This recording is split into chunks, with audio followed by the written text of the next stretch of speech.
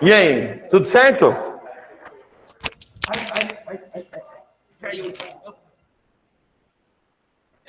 Pá, pá, pá, pá.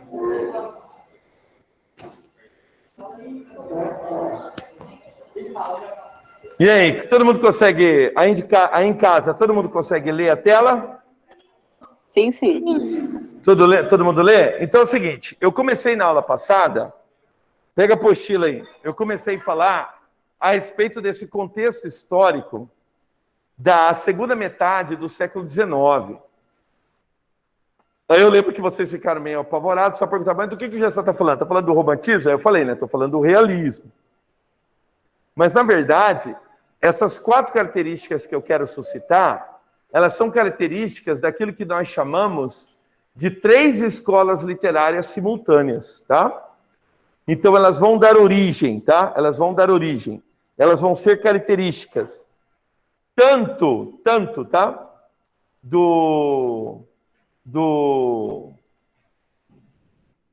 realismo, e esse realismo é um realismo que é inaugurado, opa, já coloquei para gravar, 1881, com Memórias Póstumas. Memórias Póstumas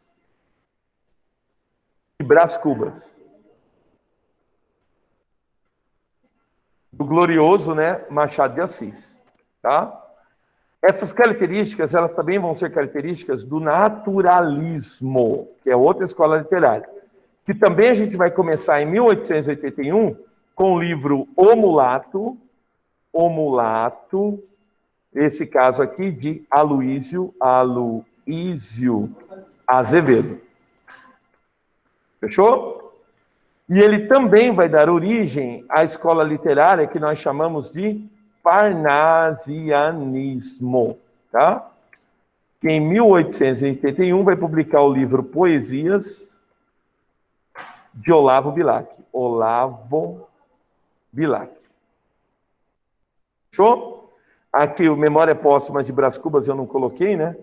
Mas é o famoso, o glorioso Machado de Assis. Fechou?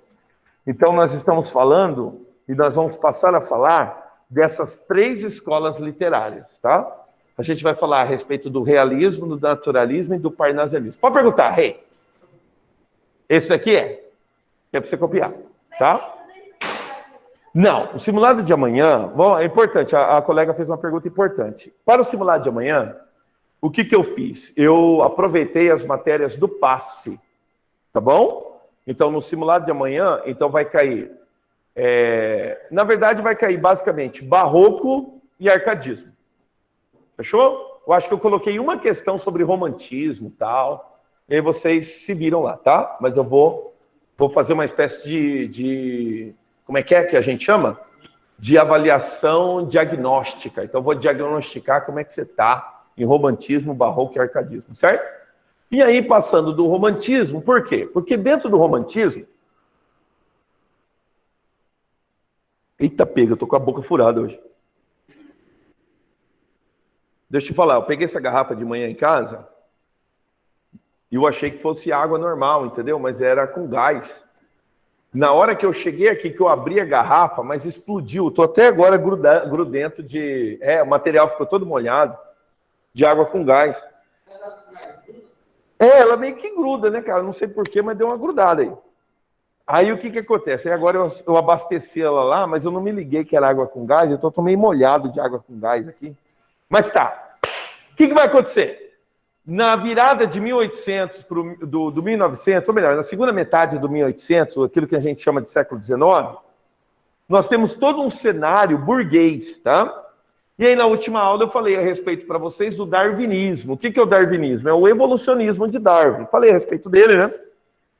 E aí, eu parei aí, né? Não consegui falar de mais nada, né?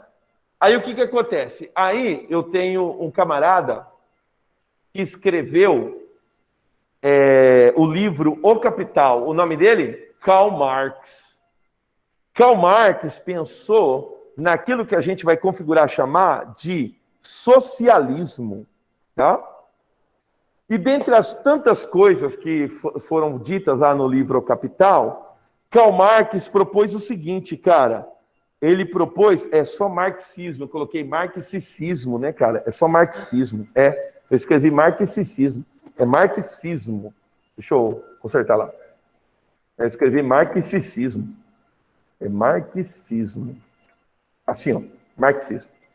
Então, Karl Marx, o que ele propõe? Ele propõe o fim das classes sociais. Pois não, rei? Não, é com espaço e é maiúsculo ali o Bilac, eu escrevi errado. Pois não, rei? Todos eles são livros publicados em 1881. Olavo Bilac. Isso mesmo, são 3 escolas concomitantes. Até agora foi tchu. Agora não. Agora uma em cima da outra. Enquanto eu tenho escritores realistas, eu tenho escritores naturalistas, eu tenho escritores parnasianos. A gente vai tentar entender cada uma delas, mas todas elas são simultâneas. Boa, Manão! Aí o que acontece? Vamos voltar aqui para as minhas teorias científico-filosóficas. Eu não coloquei o título lá, né? Deixa eu colocar aqui, as teorias científico-filosóficas. Vou colocar aqui. Teorias científico-filosóficas. As teorias científico-filosóficas, tá? Falei do darwinismo na aula passada e agora falando um pouquinho do socialismo. Só falando brevemente, o que o Marx propôs? Ele propôs o fim das classes sociais. Ora, nós estamos no apogeu do capitalismo. Como é que o Marx propõe o fim das classes sociais? Então ele é um doido. Beleza. Aí eu tenho o positivismo. O positivismo, ele é uma teoria de Auguste Comte. Auguste Comte, deixa eu colocar aqui, Auguste Comte, tá? Auguste Comte. Auguste Comte. Alguns falam que é Auguste Comte, outros falam que é Auguste Comte, eu nunca sei. E esse outro aqui é o Hippolyte Taine. Hippolyte Taine. Isso. Não é Hipólito, é Hippolyte. Hippolyte Taine. Fechou? Beleza. Primeiro volta para o Auguste Comte. O Auguste Comte, ele propõe para nós o estudo, por exemplo, das relações sociais. Dizem que Auguste Comte é o grande pai da sociologia. Ele propõe estudar as relações sociais da mesma forma que a gente estuda as ciências biológicas, tá? Nós temos um grande mote positivista na nossa bandeira nacional. Por quê? Porque nós temos forte influência positivista no Brasil República. O que está escrito mesmo na bandeira nacional? Então, raciocina comigo. Uma sociedade só pode ganhar, só pode conseguir o progresso se ela for organizada. Fechou? Esse é o positivismo de Auguste Comte. Outro é o determinismo de Hippolyte Taine.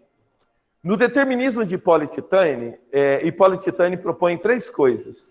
Que o homem ele é fruto do momento, o homem ele é fruto da raça e o homem é fruto do meio. O momento é mais ou menos assim. Você nasceu pobre, consequentemente você vai morrer pobre. Você nasceu rico, a probabilidade de você ficar mais rico ainda é muito grande. Fechou? Aí é que tá. Não é uma teoria necessariamente para a gente concordar. É a teoria do Hippolyte Taine. Fechou? O que mais que ele falou? Ele falou... É o nome dele, Hippolyte. Então, segundo Hippolyte Taine, ele também propôs o seguinte: o homem ele é fruto do momento. Tipo assim, o homem é fruto do momento. Se ele é mais rico, ele vai ficar mais rico. Se ele é pobre, vai ficar pobre. O homem é fruto da raça. Perigoso isso daí, né? Porque algumas raças podem ser escolhidas para liderar outras. Mais tarde, Adolf Hitler vai falar a respeito da soberania ariana. Fechou? Ah, e ele falou também que o homem é fruto do meio. Analisa comigo. Olha só. Vamos supor que aqui chega um aluno novo. Aqui, o aluno novo aqui. Qual que é o nome dele? Gaspar. O Gaspar chegou. O Gaspar é estudioso. Estamos só conjecturando, tá? E vamos supor que ele chegou na turma, e na turma aqui só tem vagabundo, gente que não quer saber de estudar. E aí, o que vai acontecer? Fala para mim. Vai acontecer duas coisas. Ou o Gasparzinho vai sair fora, ou o Gasparzinho vai fazer o que com ele? O que vai acontecer com ele? Vai ficar vagabundo, sem querer estudar, entendeu? Isso, então é o caso do Hipólite, o homem ele é fruto do meio, certo? Professor, então, pois não.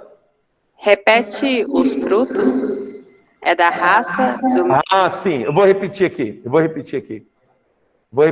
O homem ele é fruto do momento, da raça, e o homem ele é fruto do meio.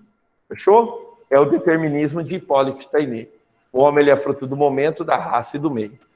Fechou? Vamos matar esse desgraçado. Isso, tem que ser rico. Obrigado. Aí o Gasparzinho, ele é estudioso, só que ele chega aqui e só tem vagabundo. Diz a teoria que vai acontecer o seguinte: ele vai ficar vagabundo, entendeu? Vamos supor que a gente chegue aqui, o Gasparzinho de novo, só que o Gasparzinho chegou vagabundo, lá na outra escola ele não estudava. Aí ele chega aqui, tá todo mundo estudioso, todo mundo focado, não, vamos lá. Aí o Gasparzinho chega, chama ela aqui, ela fala assim, não, peraí que o professor está falando, depois a gente conversa. Quer dizer, vai tesourando o Gasparzinho. Duas coisas vão acontecer, ou o Gasparzinho sai fora, ou então ele vira o homem é fruto do meio. Fechou? Volto a dizer, não é para você concordar, não é para você discordar. O que eu quero que você entenda? Como que a sociedade da época reagiu a essas afirmativas. Fechou? Então, veja bem, lembra quando a mamãe falava assim, ó, diga-me com quem tu andas, que eu te direi? Não, isso não é necessariamente uma verdade, fechou? Mas, volto a dizer, isso influenciou muito a literatura e as artes naquele tempo. Ele influenciou qual? Essas três escolas literárias, o realismo, o naturalismo e o parnasianismo. Agora, vamos pegar a apostila? Abre lá a apostila na página... Deixa eu ver que página que é. Deixa eu deixar no diálogo aberto aqui. Isso, página. Qual página que é da apostila? Deixa eu ver. 114. Página 114 da apostila. Na página 114 da apostila, ele vai analisar dois quadros. Um quadro, ele analisa uma mulher que supostamente é uma mulher ideal. Linda, linda, linda, está lá colhendo as suas florzinhas. Fechou? E depois ele analisa uma mulheres trabalhando. Quer dizer, já são mulheres reais. Vamos tentar entender esse realismo? Então, vamos tentar a primeira escola, que é o realismo. Diz assim, as mulheres durante o período romano, estou na página 114, eram retratadas, tanto na literatura quanto nas obras plásticas, como doces, ternas, bonitas, mais ou menos como a obra de Eliseu Visconde. Aí eu tenho o quadro da menina aqui, o vestido dela, ela colhendo as flores, está linda, beleza. Aí embaixo eu tenho um quadro de Jean-François Millet. Notem as mulheres como as mulheres estão. Elas estão trabalhando. Não são mulheres lá muito bonitas. E a roupa não é lá muito bonita, tá? Vamos lá?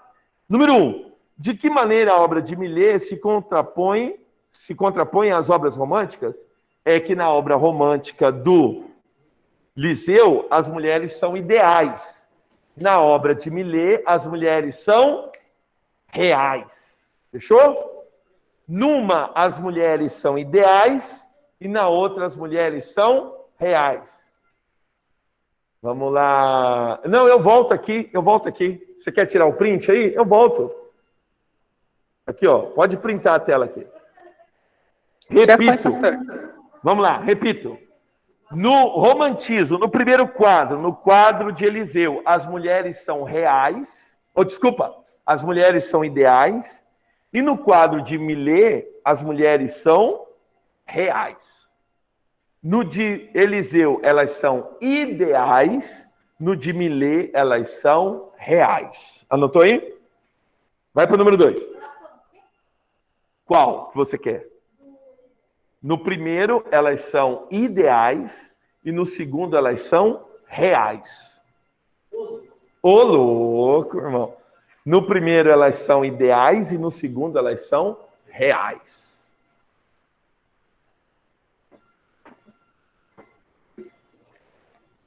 Tá bom. Vai para o segundo. O segundo diz assim. Perceba as vestimentas das personagens das obras de Millet e Visconde. Quais são as diferenças? O que se revela sobre as condições sociais de cada caso? Então vamos lá. Nenhum. Isso mesmo, vamos lá? A primeira parece ter condições financeiras melhores e as segundas elas são pobres. Pobre, pobre, pobre de marré, marré, marré.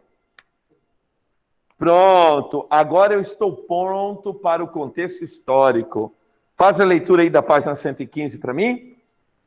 Vamos lá? Eu vou fazer a leitura e você vai me acompanhando, pode ser? Diz assim, a segunda metade do século XIX foi um momento em que o capitalismo firmou-se, muito capitalismo, a pessoa está rica, rica, rica. Isso ocorreu devido à forte industrialização das grandes potências, como Inglaterra, França, Alemanha, Estados Unidos, etc., que acabaram encontrando riquezas, concentrando riquezas. Como consequência desse desenvolvimento, observamos dois fenômenos. O nascimento de uma grande massa operária, que ganhou voz e começou a fazer reivindicações de peso, e o crescimento do potencial econômico da burguesia, em que reinou a preocupação material e o luxo. Foi a chamada Bela Époque, ou Bela Época, que transformou Paris no centro de requinte do mundo ocidental. Durante esse período, houve uma efervescência de novas teorias científicas e sociais, que influenciaram de maneira profunda a nova estética literária, tais como o positivismo, o darwinismo, o determinismo e o marxismo, conforme está aqui no quadro. Fechou? Pois bem, nesse contexto surgiu na França o chamado, qual que vai ser a primeira que nós vamos estudar? Elas são 3, elas são concomitantes, mas a gente vai estudar uma. Qual que é? O realismo, irmão! Que corresponde, ou melhor, como resposta ao romantismo e seu mundo de sonhos e idealizações. A primeira obra realista veio ao público em 1857 e foi chamada de Madame Bovary, do escritor Gustave Flaubert. Então vamos analisar o Madame Bovary antes da gente começar. Alguém já teve contato com Madame Bovary? Madame Bovary conta a história da menina chamada Emma Bovary. A menina Emma Bovary, ela casa com um cara, e ela casa assim meio que para se libertar ali da família, etc. O camarada não é muito rico, então ela tem pretensões de riqueza, você tá ligado? Ela tem pretensões de uma vida boa, uma vida abastada, tal, e o cara é meio quebrado. Aí o que ela faz? Ela se frustra ali com o relacionamento dela, ela passa a ter amantes. A Madame Bovary quer viver um grande amor. E ela tem amantes, até que ela consegue um amante rico. Aí ela fala assim, agora estacionei. Ela acha que o rapaz, e se não me engano, o rapaz é mais jovem que ela. Ela acha que o rapaz vai fugir com ela e vai libertar ela do casamento. Chega no dia de fugir, o camarada dá para trás.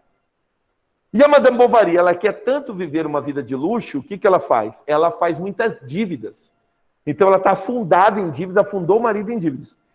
Aí o que ela faz? Quando esse namorado, esse amante dela, não foge com ela, ela fica frustrada e ela faz o seguinte, ela vai na farmácia, compra, porque naquele tempo vendia veneno na farmácia, veneno para rato, por exemplo. Vendia na farmácia. Ela comprou veneno, comprou fiado, não pagou. Ela foi lá e bebeu o veneno. Ela se matou. É muito importante notar? Pois não. Era um lance assim, mas não era rico. E ela queria glamour. Aí ela descolou um amante rico e ela ia fugir com o cara. Como o cara não fugiu com ela, ela ficou frustrada. Comprou veneno e foi se matar. Tem, ela se mata, Madame Bovary. Vou te perguntar, por que Madame Bovary morre? Para não pagar dinheiro, me dá o louco. Não, vou te contar. É porque a mulher ideal, a mulher romântica, agora ela vai morrer. Porque agora tem que matar a mulher ideal, a mulher romântica. Por quê? Porque nós chegamos no final do romantismo. Agora a história vai ser outra. Agora a história vai ser o realismo. Fechou? Para tanto, eu quero fazer uma análise de caso com vocês aqui.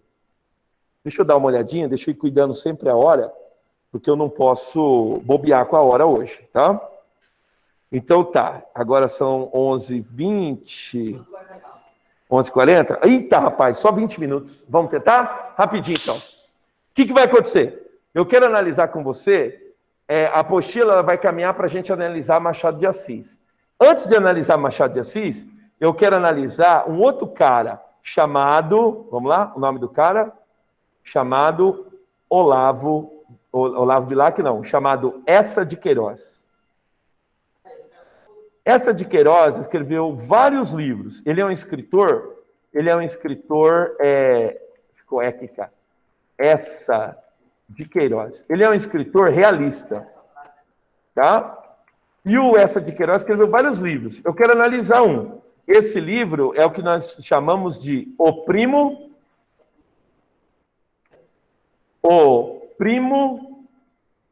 Basílio. O Primo Basílio, tá? No Primo Basílio eu tenho vários personagens, tá? Anota aí. Eça de Queiroz, o Primo Basílio. Muito bem. Depois a gente vai dar uma olhada lá o que falar na página lá. O Primo Basílio. Então, muito bem, excelência, muito bem. Isso mesmo.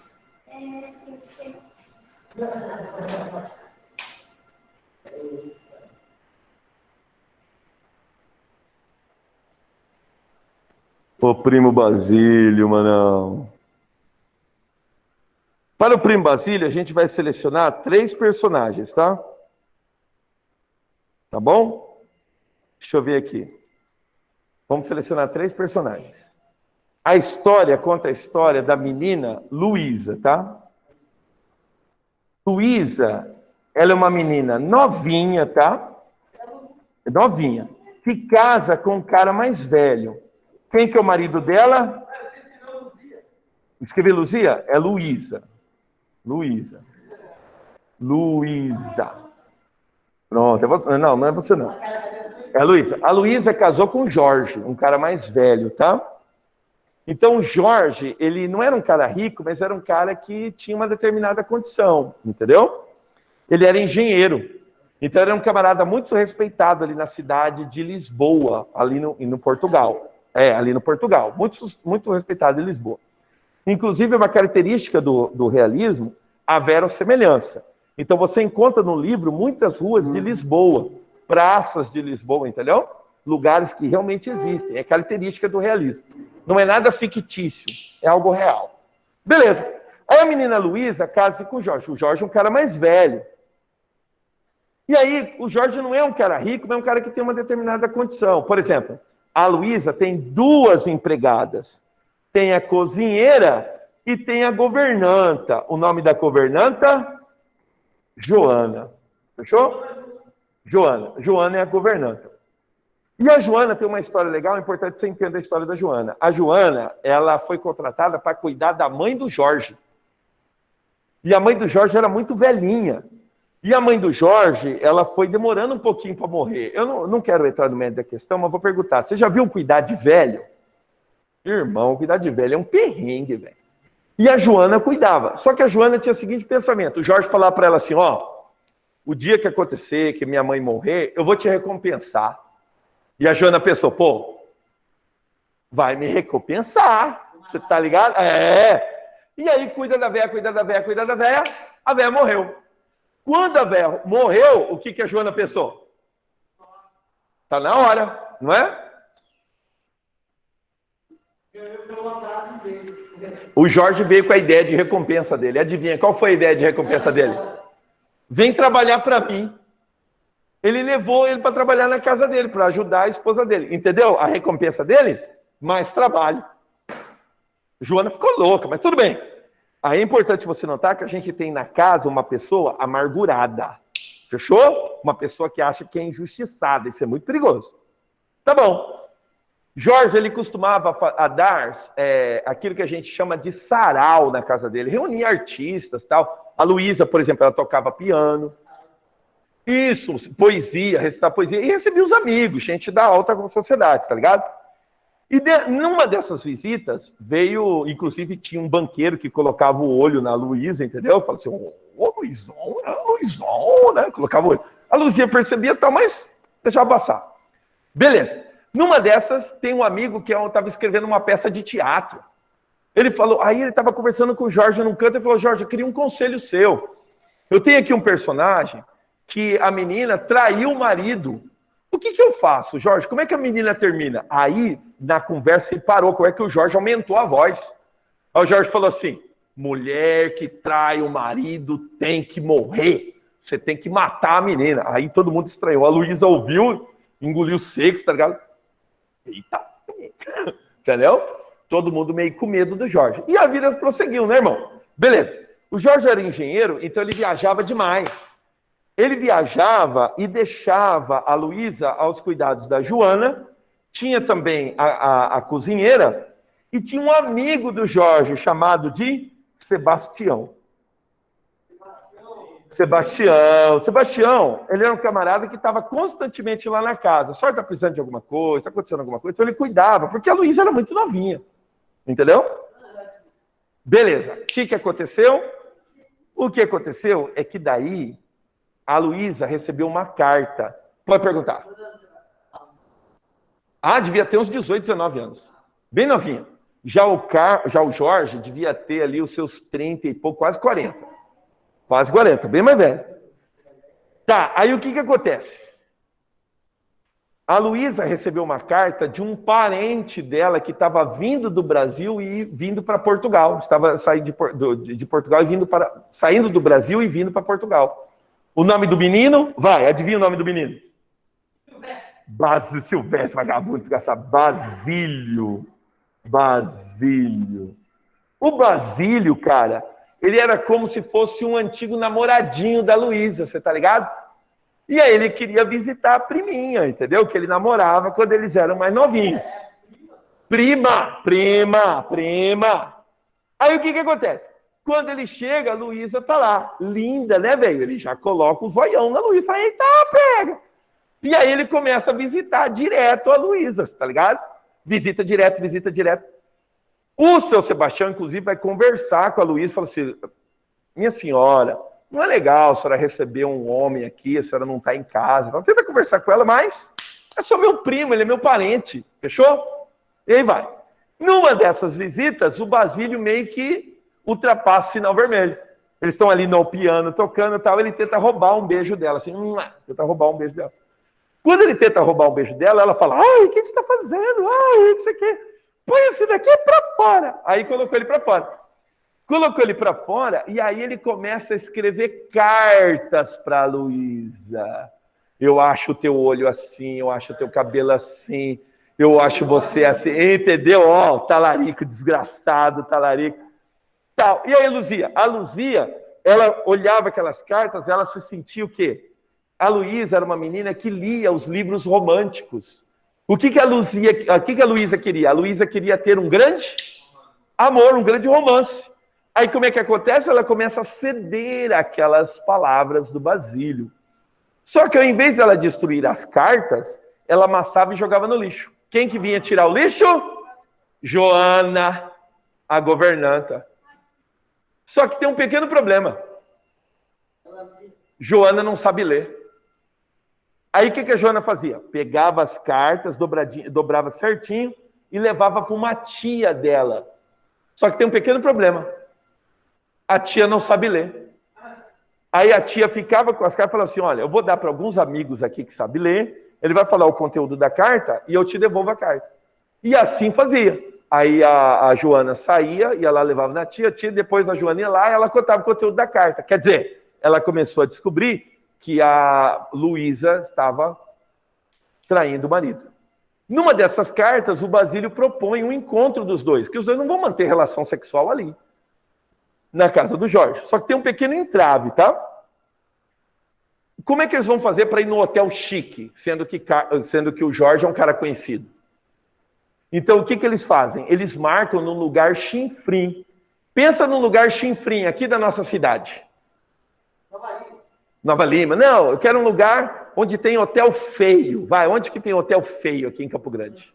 Los Angeles. Vai, um hotel feio, vai. Posso dar um? Do lado da rodoviária. É feio ou não é? Cracolândia, só prostituta, não é? Beleza. Ele marca, Jorge marca como se num lugar daquele. Ele marca. Só que Luísa vai porque Luísa lê um livro. Não, um hotel feio, tá? Ele marca no lugar, mas só que a Luísa tinha lido um livro em que o personagem fez a mesma coisa. Marcou no lugar feio. Só que na hora que a personagem abriu o quarto virou 5 estrelas. Estava todo enfeitado. Ela foi nesse intuito, tá ligado? Não, ele vai fazer a mesma coisa.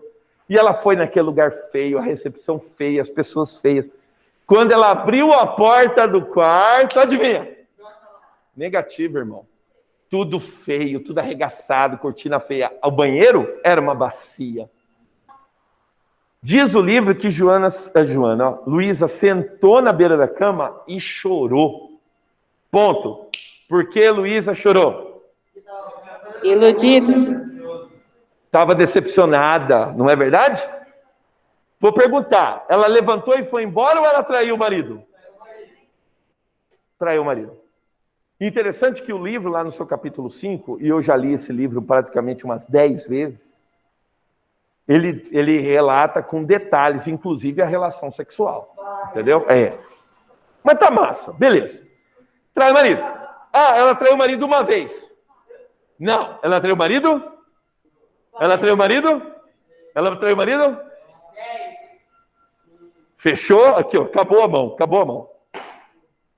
Só que numa dessa, o que acontece? A Joana já estava com o material da carta já guardadinho já.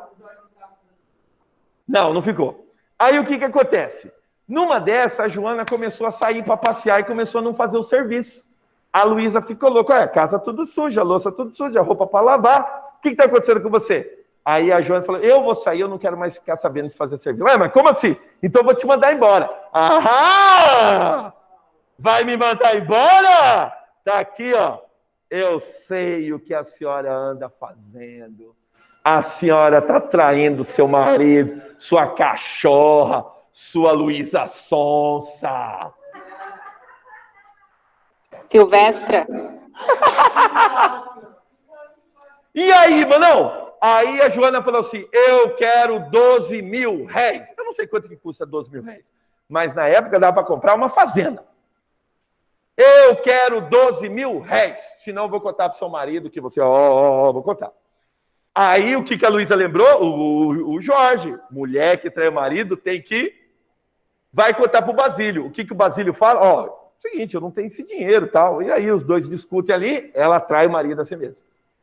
Só que o Jorge é bem safado, o que ele faz? Ele escreve um telegrama para um amigo dele em Paris, pedindo que o amigo de Paris mandasse um telegrama para ele, dizendo, volta já para Paris, você tem negócio a resolver. Pode perguntar. Desculpa, o Basílio.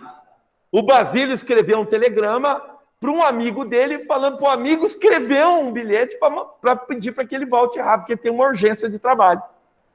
Quando eles vão se encontrar de novo para discutir o problema, e claro, trair o marido da Luísa de novo, ele fala assim, olha, inclusive aconteceu um problema sério, recebi um telegrama do meu amigo, volta urgente para Paris, vou ter que ir embora.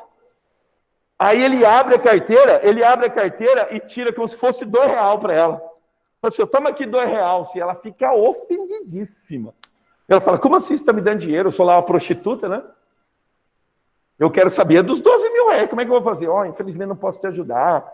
Vende uma joia. Ué, como é que eu vou vender a joia? Meu marido que me deu a joia. Se eu vender a joia, vai ser de volta a joia. Só sei que o Basílio vai embora e deixou a Luísa com problemão. Ih, aí a Luísa tá com problemão.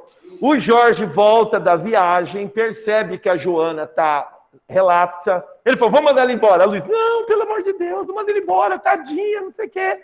Acoberta a Joana. A Joana começa a pegar os vestidos da Luísa. A Luísa, para cobertar a Joana, começa a lavar banheiro, começa a passar roupa. Por quê? Para o marido não perceber. Aí o Jorge vaza. O Jorge vaza e a Joana fala assim, eu quero meu dinheiro, irmão. Se o meu dinheiro não estiver aqui, eu vou contar. Nossa, amanhã a hora. Vou contar. Aí o que acontece? Luísa, inclusive, tem até a ideia de ir atrás do banqueiro que ficava olhando para ela nas festas. Eu vou lá, vou pedir o dinheiro para ele. A Luísa sabe o que o banqueiro vai pedir de volta. Confere? E ela, inclusive, ela se prepara. Vai com o vestido decotado, etc. Vai pro crime. Chega lá, ela não pede nada pro cara e vaza. Por quê? Porque a Luísa não é prostituta, irmão. Ela é uma menina que queria viver uma grande história de amor. Beleza. Aí o que acontece? Luísa estava apavorada. Tem alguém que percebe que ela está apavorada. Quem que percebe? Sebastião. Aí o Sebastião fala, a senhora está apavorada. O que está acontecendo com a senhora? Aí ela vai lá. O que ela faz? Conta. Ela fala, é o seguinte. Eu traí o Jorge. O camarada escrevia a carta para mim. A Joana pegou a carta e agora ela está me chantageando. Aí o Sebastião olhou para ela e falou assim, ué, só isso, minha senhora? Por que a senhora não me contou isso antes? O que ele fez? Ligou para o amigo dele, que era delegado. O delegado mandou a polícia lá na casa. Na hora que a polícia chegou na casa, pegou a Joana e falou assim, a senhora está sendo presa, que a senhora está extorquindo a senhora, a dona da casa, que a mulher acabou de dar o depoimento, a senhora está presa. Ela está presa? Joana falou, estou presa! Aí Joana falou, tem um xiricutico! Cai, morre! Acabou o livro! Joana, não, morreu! Teve um infarto! Morreu! Acabou o livro, não é? Não, você já passou por isso aí? Você tem um problema, de repente você tem um alívio do problema. Você fala assim, vou até tirar aqui o negócio aqui. Tô aliviado.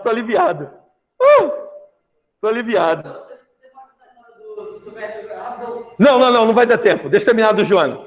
Aí o que acontece? Ela tá aliviada, tá tudo certo, tá tudo na paz. Aí o que acontece, cara? Irmão, aí é que tá. Você já passou por isso aí? Você tá com um problema, aí você tá aliviado. Aí, de repente, um belo dia, adivinha o que acontece? Ela recebe outra carta, dizendo, eu sei que você traiu o seu marido, eu quero 12 mil reais, senão vou contar para ele. 12 mil reais.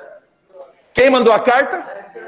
A gente não sabe, porque ela não dava a carta para a tia Joana, a tia da Joana, só que a tia da Joana não sabe ler. Então, ela dava para uma outra pessoa, confere? Se é a tia, se é o amigo da tia, a gente não sabe, irmão. A gente só sabe que agora o problema voltou. Na hora que o problema voltou, Luísa é acometida de um mal deste século. Ela é cometida de depressão. Deprimida. Por quê? Porque está lá o problema, ela não consegue resolver o problema. Depressão, adoece. Quem que manda chamar? Jorge, chama o Jorge, porque a mulher está doente.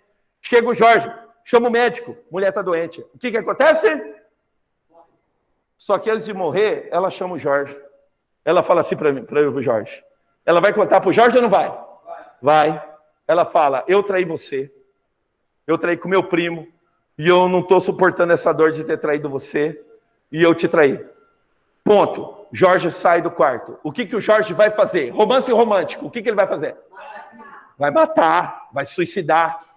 Não. O livro fala que Jorge sentou, debruçou em cima da bengala e Jorge chorou.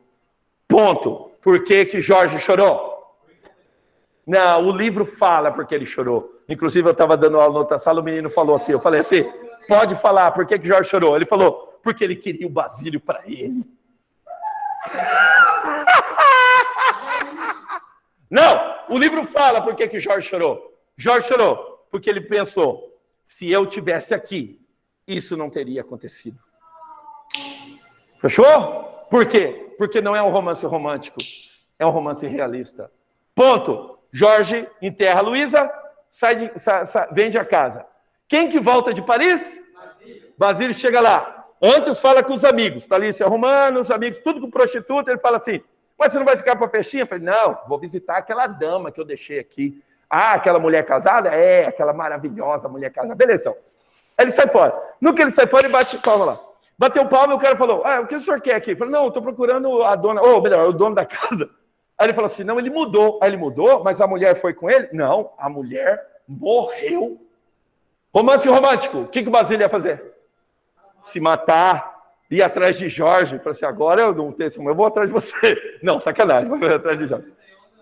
O que aconteceu? Ele voltou pro hotel.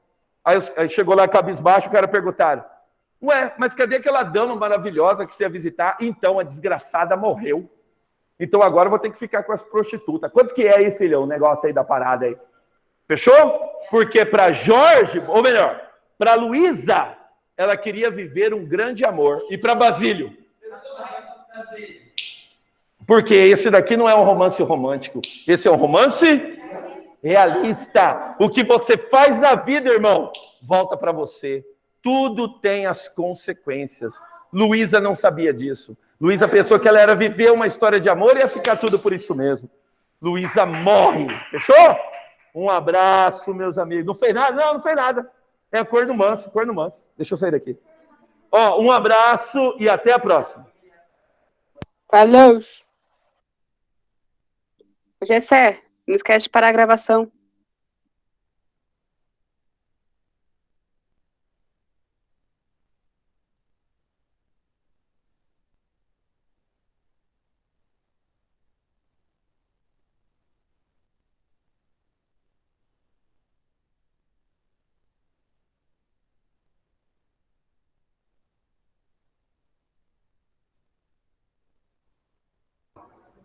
Tá carente, compra um ramo.